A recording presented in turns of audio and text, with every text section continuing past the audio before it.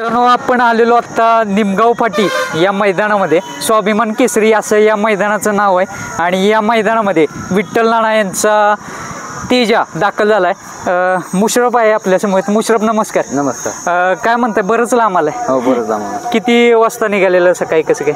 6:30 निघालो. 6:30 निघालेलं.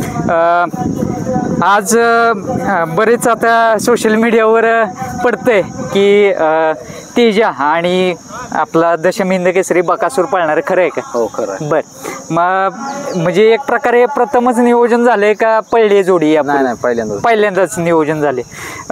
भाऊ, एक विठ्ठल नानांचं आणि बकासूरचं पण एक वेगळंच नातं आहे. कारण एक म्हणतात ना, म्हणजे एक जीव आहे बकासूरवर नानांचं. त्याबद्दल काय सांगशील?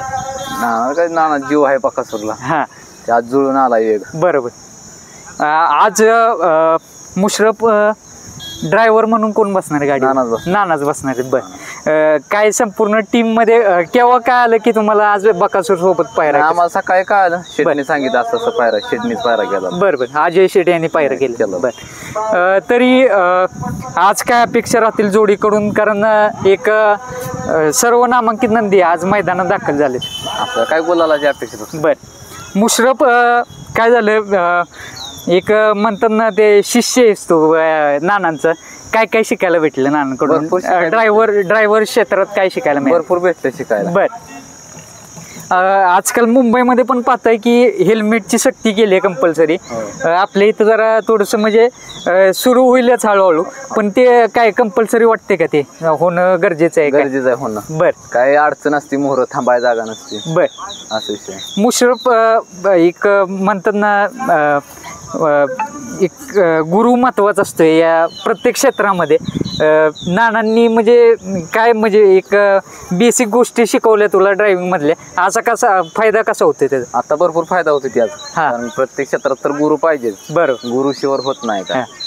तुम्हाला असं लगेच शिकवणार नाही, बस बाबा गाडी हान गाडी, असं कोण शिकवणार नाही. गुरु पाहिजे. आता त्याच्याबद्दल बोलायचं तेवढं कमीच आहे. कारण सध्या मला वाटते सलग 3 मैदानात फायनलचा गुलाल घेतलाय त्याने. की आता किती मैदान झाली तरी? साधारण झाले की 5 मैदान, 5 मैदान झाले सलग गुलाल मध्येच आहे. आणि मला वाटते मागच्या 3 मैदानामध्ये प्रथम क्रमांक केला.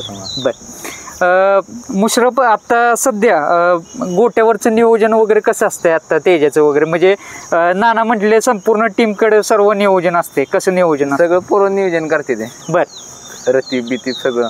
बर, नाणी आहेत ती सगळं बघते ते. बर, आणि आज ज्यावेळेस सकाळी तुम्हाला कळलं त्यावेळेस काय रिएक्शन होते?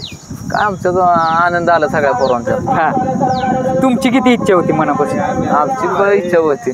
बर, मुशरफ, आता सध्या कितव्या गटात वगैरे आहे काय? कसं? गाडी लागली नाही. बर, गाडी नाही लागली, आता चालू झाली. म्हणजे आज पुन्हा एकदा समीकरण जुळून येणार. विठ्ठल नाना आणि बकासूर आज एकत्र दिसणार मित्रांनो आपल्याला. आणि सर्वांची लाडकी जोडी म्हणजे तेजा आणि बकेडॉन आपल्याला एकत्र पळताना दिसणार आहेत. आज काय अपेक्षा राहतील जोडीकडून?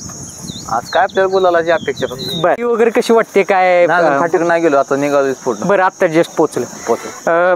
आज मैदानात सर्व नामांकित नंदी आलेत. ही स्पर्धा असणार आहे आज 100%. स्पर्धा असणार, फाईट होणार. प्रत्येक गटात फाईट होणार. प्रत्येक गटात फाईट असणार आहे आणि चॅलेंज असणार आहे. प्रत्येक बैलगाडी मालकांसमोर 100% चॅलेंज असणार. हो, 100%. बर, मुशरफ, शुभेच्छा राहतील तुम्हाला. आणि नक्कीच आज ईश्वर चरणी प्रार्थना करूयात ही जोडी गुलालात राहण्यासाठी. धन्यवाद. मित्रांनो, दशम हिंद केसरी बकासूर सुद्धा दाखल झाला बघा स्वाभिमान केसरी मैदानामध्ये.